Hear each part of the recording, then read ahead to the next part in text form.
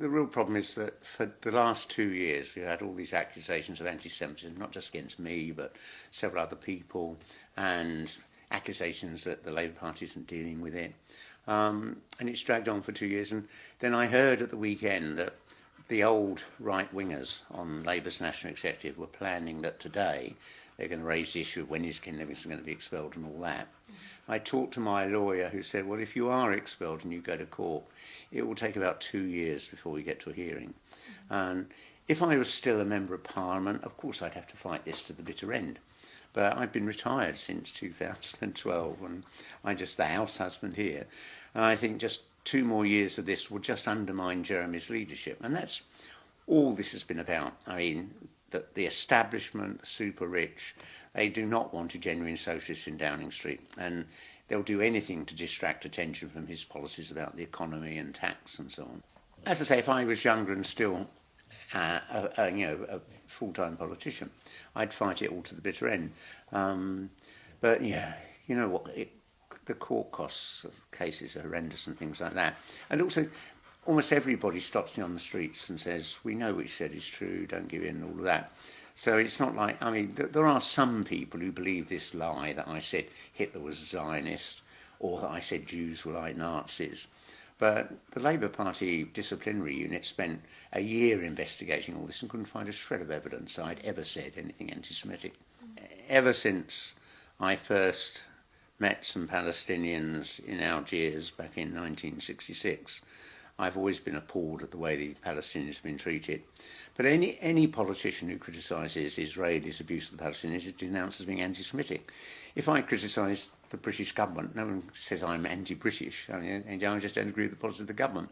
And I remember I was denounced when I became the leader of the Greater London Council in 1981. I allowed Palestinian refugees living in London hold meetings at County Hall. This was denounced. And I also was supporting George Galloway, who was leading the campaign to get the Labour Party to recognise Yasser Arafat's PLO, which we just narrowly did by a desperately close vote. And we've all been condemned for that. So I've had 35 years of being denounced as anti-Semitic because I've always defended Palestinians.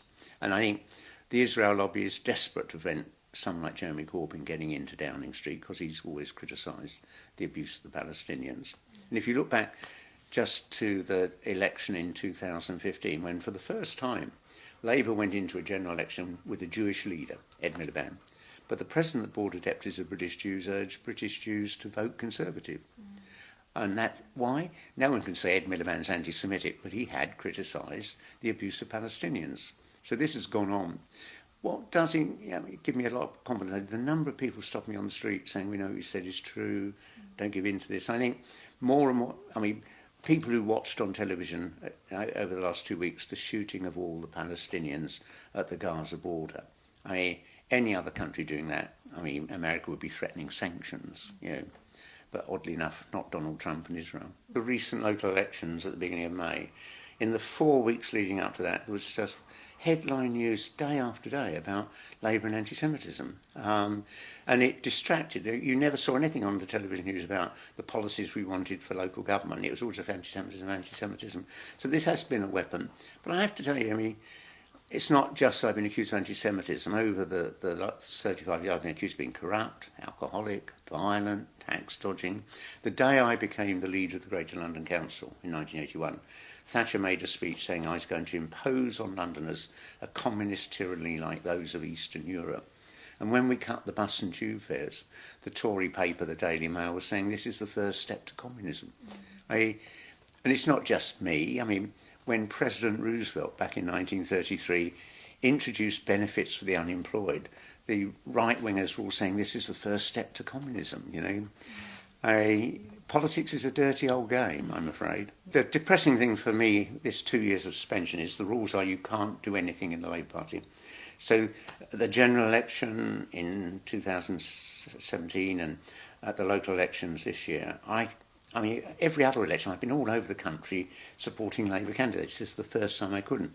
Now I'm outside the Labour Party, I can turn up and I can now work for Jeremy openly. And I think everyone was really surprised how well he did at the last election because Labour's vote went up by the biggest margin since 1945. we came within 2 points of overtaking the Tories.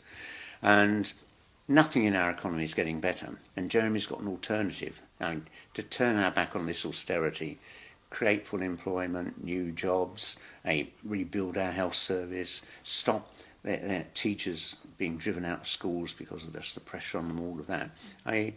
There's a real alternative, and it connects with people. So I think, whenever the election comes, we don't know when, I think there's a really good chance Jeremy will be in Downing Street.